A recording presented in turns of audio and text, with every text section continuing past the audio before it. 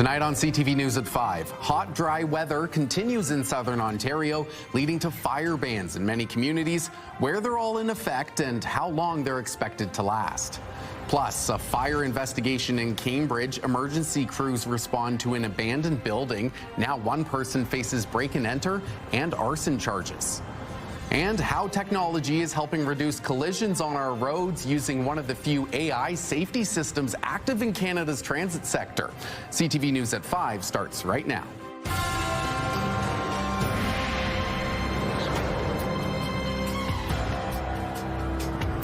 Good afternoon and thank you for joining us. First at 5, fire bans remain in effect for much of Waterloo Region this afternoon. Cities and townships pointing to hot, dry conditions, posing high risks of fire danger.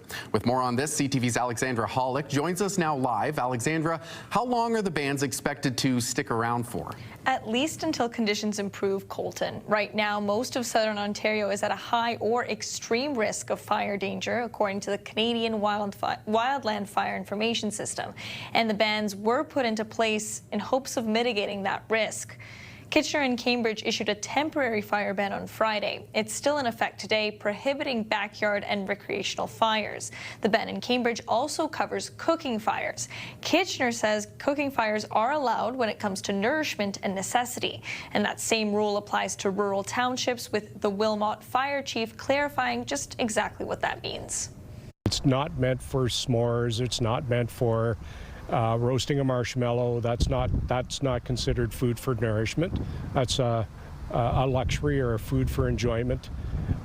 Any food for nourishment, if you want to cook your supper, your lunch, shore lunch, you know, fish fry, something of that nature, you're more than welcome to in this area.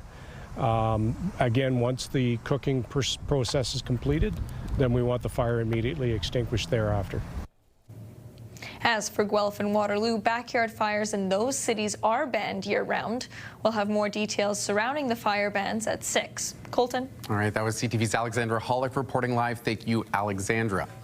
The bans come as firefighters are working to contain an out-of-control wildfire in the Kawartha Lakes region. The fire covers about 27 hectares and is burning about 2 hours northeast of Toronto. Let's bring in CTV's Leanne Evans for a closer look at this and some other news we're following this hour. Leanne. Colton, the forest fire is north of Bobcaygeon near Burt River. Over the weekend, water bombers were leading the battle against the flames. Today, local fire departments shuttled water to the areas in need. At this point, there have been no reported injuries. The fire sparked Saturday afternoon, just after 5, and now covers the area of about 50 football fields. No cause has been confirmed at this time, but recent weather events appear to be playing a factor. Ice storm we had at the end of March brought down a lot of trees and created a lot of brush. And of course, with the tremendously dry conditions, it's just a recipe for this type of event. And then we had an electrical storm Friday afternoon, which I think we can extrapolate and say that it was probably the cause of this fire. We'll have the latest on the situation at 6. Also tonight, Air Canada flight attendants picketing at 4 airports across the country with the threat of a strike at the airline possible as early as Saturday. If a new agreement isn't reached by Friday, more than 10,000 workers could walk off the job as early as 12 a.m. Eastern Time Saturday. One of the big issues is unpaid hours. The union says workers are not compensated for federally regulated safety checks. So ultimately, we want to be paid fairly. We have incredible safety professionals across all sorts of different groups. They're all paid for safety. We are not. We are safety professionals. We are safety trained. That is what we are asking, and we are asking that to be done with fair wages. Air Canada says it remains at the table and is focused on making a deal that recognizes the contributions of flight attendants and supports the competitiveness and long-term growth of the company. We'll have the latest on these stories and more coming up in the next hour. For now, Colton, back over to you. All right, thank you, Leanne. And Alex Pinto now joining me to talk a little bit about the weather. And Alex, you saw in that viz, it was a bright day outside. Yeah, bright, hot, sunny, and it was humid. Even if you stepped outside for 5 minutes or so, you were really feeling that that heat, and we're still feeling that this hour as well. Now, that heat warning still in place. We saw that over the weekend. This is expected to continue through to Tuesday. Some areas possibly Wednesday. So with the humidex feeling more like 42 in some areas, and we're not getting much relief from the heat, especially when we get into the overnight lows of 19, 20, 23 range. But not too much activity right now here in Waterloo Region. That said, potentially a little bit of wet weather could be on the way. We're going to get into that a little bit later. But right now, 33 for Kitchener-Waterloo, 30 in London, 32 in Goderich. And if you are by the water or maybe have access to a pool, lucky for you, we're a little bit jealous right now. Feeling more like 39 right now here in Waterloo Region, 40 in Goderich, 40 in Wyerton as well. So with that humidex, we are really, really feeling that heat. And here's a live look from Moore Avenue in Waterloo this hour. Like we said, hot and humid. That sun, though, is shining. We are seeing just an ever so slight of a breeze. Yeah, and we could, again, see a little bit of wet weather start to roll in, and we're going to break that down, including when we could get some relief from the heat a little bit later. Never thought I'd say I'd want some wet weather, but thank you, Alex. Looking forward to it. And here's what you need to know. Langdon Hall's Summer Music Series is back tomorrow night at 7:30. Enjoy an enchanting evening of live music in the Summer House at Langdon Hall, where you can also enjoy lush gardens and the sounds of Greg Wired. Tickets are $78 per person and include seasonal bites served to your table and beverages for purchase. Stay with us. We'll be right back.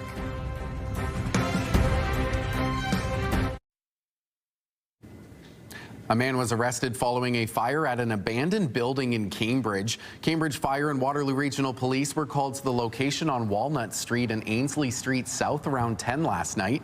Witnesses reported seeing a man enter the building that once housed Grand River Medicinal. He was found inside along with a small fire in one of the back rooms. The fire was put out quickly and no one was hurt. A 24-year-old from North Dumfries was arrested and is now facing break-and-enter and arson charges. Using AI technology to keep our roads safer, the transportation company Transdev Voyago has been using a unique AI-powered surveillance system in their vehicles for the last 3 years. The technology, created by Genuine Tracking Solutions, uses telematics and a camera system to help prevent many collisions. It alerts the drivers and their supervisor if a driver's behavior is not safe. Hundreds are deployed across the province and in Waterloo Region in non-emergency medical vehicles and transit vehicles. It looks at standard telematics stuff, so following too closely, speeding, harsh braking, harsh turning, harsh acceleration, and then it's coupled with the camera system that monitors the driver directly, and what that's looking for is drowsiness, distraction, if they're not paying attention, if they're looking away repeatedly, it will capture that and it will notify the driver of their behavior so that they can focus on driving. And the company eventually wants to put the system in school buses as well. Well, Angie is back for another edition of Music Monday, and it was a hot, humid weekend, but one of the hottest shows in town. We've got to say, Blues Fest in Kitchener. We were there on Friday. You were there over the weekend as well. I would say pretty successful overall. Oh, it was so good. It was so great. So kicking off Thursday night with Burton Cummings, amazing. I've heard Burton probably 5, 6 million times. And I really have to say his performance on Thursday night was one of the best ones. At 77 years old. Wow. He can just turn it up, and it was so good. He's added another 6 months worth of shows. Oh my gosh. Right? Yeah, he's just so great, and the crowd was so amazing. Yesterday, Alexandra, I need to tell you, next year for Blues Fest, or anybody else who wasn't there, the gospel breakfast. It is a bunch of musicians from the weekend, the best and the brightest, handpicked by Lance Anderson. They get like a half an hour to play together. Wow. And then they play some of the best gospel blues music I've ever heard. You're not the only one to tell me that. I was seeing it on social media too. People were loving that. It was like an old-timey tent party. It was so good. We were calling it Jamming for Jesus. So that's basically, you know, what it was. Everybody was singing those amazing gospel songs, and it was just so good. So good. It is a must-do next year for sure. Oh, yeah, and even when we were there Friday, you could feel the energy. People were so excited, and the performances were excellent. They were. So we've got a date for next year, so mark it down, August 6, 7, 8, and 9. Awesome. Okay, sticking with music, Lucknow's Music in the Fields. That is happening August 21st to 23rd. So lots to look forward to. Again, more great music there. It is. And you know what? A lot of people look forward to this one. It's a two-dayer. There's some amazing country acts as well as non-country acts, but everybody goes and carts their trailers, their friends, everybody up there. This year, Jordan Davis and Josh Ross are the headliners, along with Owen Ringling, a great little dude from Mildmay, Ontario, who is just burning up the Canadian country charts. Montgomery Ford will be there, Sass Jordan, Big Sugar, Sasha, ABBA Revisited, and Mountain Music, which is an Alabama tribute band.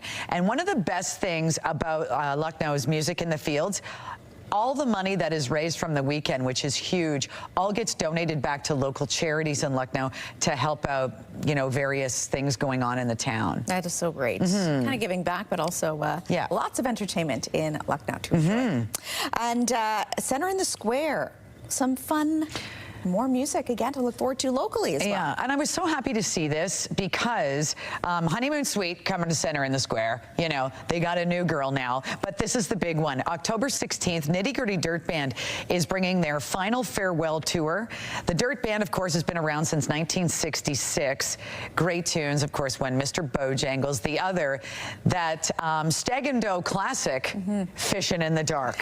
So we can see Nitty Gritty Dirt Band October 16th at Center in the Square. Awesome. And finally, if you maybe haven't had a chance to win some cash this summer yet, still have some chances for that. Sizzlin' Summer Cash Contest. Again, we want to say that 10 times. Right. That is continuing on Bounce Radio. And you gave another $5,000 away. We did. And so you can maybe win yours starting again tomorrow. Listen from 6 till 6 every 2 hours.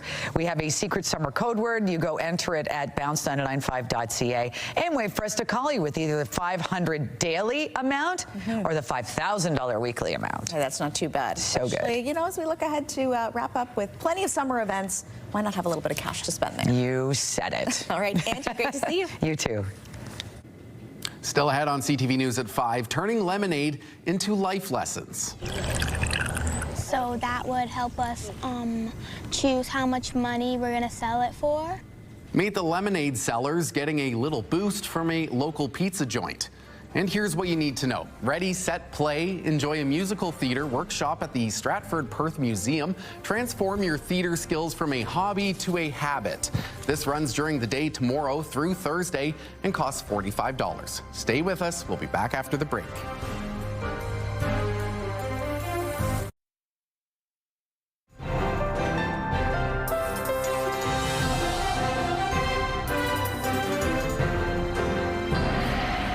Is back to talk a little bit about the weather, and we've got that hot, dry weather, those fire bans. Yeah, we got a lot going on right now, and you can really feel that heat, and thanks to the humidity, it is feeling even warmer out there, so it's kind of muggy still outside too, and we take a live look out there. At least that sun is shining, so if you're a fan of that and maybe you're lucky enough to be by some water, or just need to cool down. And if you are looking for cooling centers as well, maybe you don't have access to air conditioning, we do have some details over on our website, ctvnewskitchener.ca, to check out some of those in your community as well. But yes, seeing a little bit of a slight breeze that you can see through those trees right now, but it is hot, it is humid.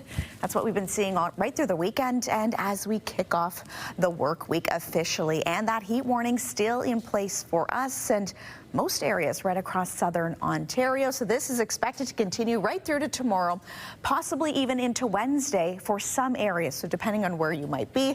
So daytime highs 32 to 35, but with that humidex feeling more like potentially into the low 40s. So hot and humid conditions sticking with us.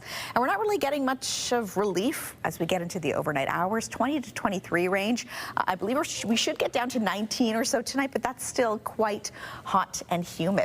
So hopefully with a little bit of of wet weather headed our way. Potentially that'll cool things down, or help to cool things down at least as we get into your evening hours, into the overnight.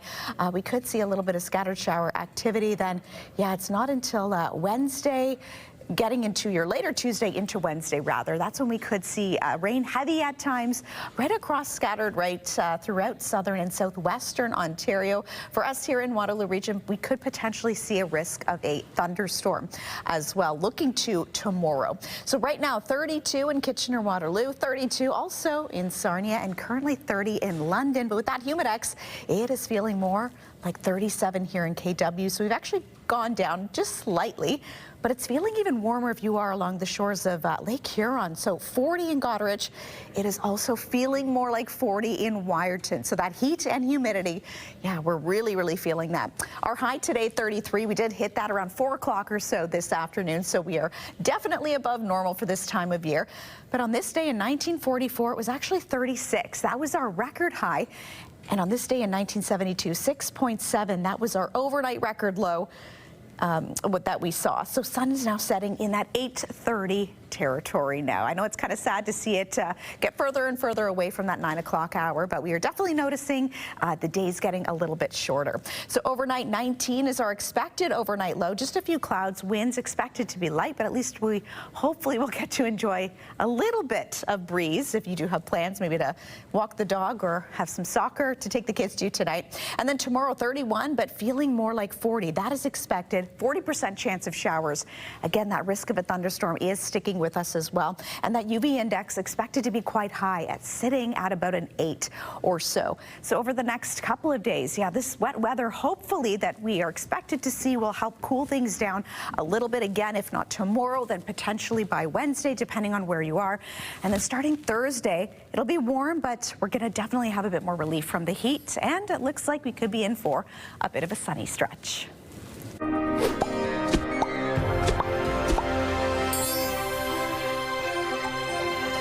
Not a big fan of those temperatures or that lack of rain. I know. But it's always a good time to look at what's trending, and maybe you can spend some time at the movies. Horror film Weapons topped the box office this weekend, bringing in $42.5 million in its debut. Freakier Friday placed second, taking in $29 million in its first weekend in theaters. Really thought that would top. I know. Marvel's latest hit, Fantastic Four: First Steps, dropped to third in its third weekend in theaters, earning $15.5 million. Maybe that's just us, because we love the original Freaky Friday. I can't wait to watch it. Well, some history on the diamond over the weekend. Major League Baseball has its first ever female umpire for a regular season game. Like I knew I had the bug. I had it in my DNA, and then making it a career when I realized, wow, maybe I could be a major leaguer. Then I just went for it, you know. Jen Powell made her much-anticipated debut Saturday in a game between Atlanta and Miami before getting behind the plate for yesterday's game. As she waits for her next assignment, the cap she wore in her first game is headed to the Baseball Hall of Fame. That's pretty neat to see. Yeah, that's super cool. And as long as you can call the balls and strikes, yeah, that's all that matters. A farm near Ottawa is honoring a Canadian icon with a corn maze. I think it makes us proud and makes us remember as well that there was this fantastic Canadian that did the Marathon of Hope. So yeah, we were kids when he did it, so it's nice to remember. The maze is celebrating Terry Fox and the fact he'll soon be on our $5 bill. This year is also the 45th anniversary of the Marathon of Hope, making the maze extra special.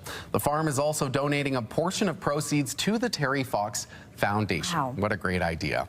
And here's what you need to know. Get ready to enjoy some great live entertainment at Riverfest Elora. Gates open on Friday at 3 in the afternoon. The music festival runs through to Sunday. Catch big names like City and Color, Fitz, and the Tantrums and Wheatus, to name a few. You can buy tickets online. We'll be right back. In tonight's Digital Dive, we remain under a heat event with heat and humidity continuing into tomorrow and possibly even Wednesday. For what signs of heat illness to look for and ways to beat the heat, our online team has you covered with all kinds of tips and important things to remember. Just scan the QR code in the corner of your screen or go to ctvnewskitchener.ca.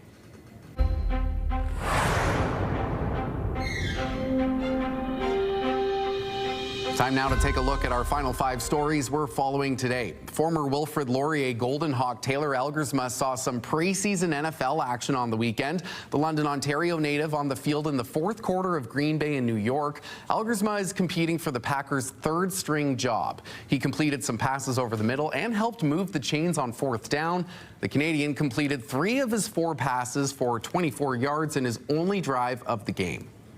Also Saturday, the Kitchener Memorial Auditorium, home to an international championship, the 32nd Canada Kabaddi Cup, featured teams from around the world with thousands of fans watching the all-day event.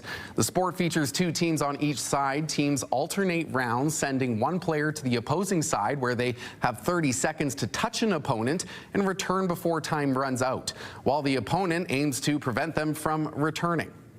Bagpipes were singing this past weekend in Fergus, the 80th year of the Fergus Scottish Festival and Highland Games, feats of strength and on display and a celebration of Scottish culture. The event welcomes around 25,000 visitors each year, this time full of 80th anniversary branded merchandise, including a custom-made tartan kilt worn by some of the almost 400 volunteers. The special tartan made with a thread count that symbolizes the date the festival was founded. Waterloo Regional Police are extending their annual backpack challenge to the end of the month. The service is collecting backpacks to donate to families and around 25 local child and youth organizations. And a new submission from a Waterloo Region-based group knocked out a chunk of the main goal of gathering 5,000 backpacks today. The Radha Krishna Mandir Outreach Group dropped off more than 1,400 backpacks this morning. And finally for us tonight, a local business is helping to build an entrepreneurial foundation for the next generation. From pizza to lemonade, kids across Waterloo Region have the backing of Domino's Pizza to dream big. They're partnering with local families to offer a slice of creativity. The program has been around for the last 4 years, helping around 100 families develop their own lemonade stands in the process. And also I feel like the key to success was teamwork. They gave us like the hats and the coupons, and they told us we could sell it for like how much we wanted, and we talked about like the prices of the like a regular large dew topping pizza, and so that would help us choose how much money we're gonna sell it for. Coming up at 6, Ashley Bacon hears from the team at Domino's about the program. I had some lemonade stands in my life, but never anything successful. That's our time. Thanks so much for watching. We'll have more local news coverage coming up at 6 o'clock, but first, here's CTV National News.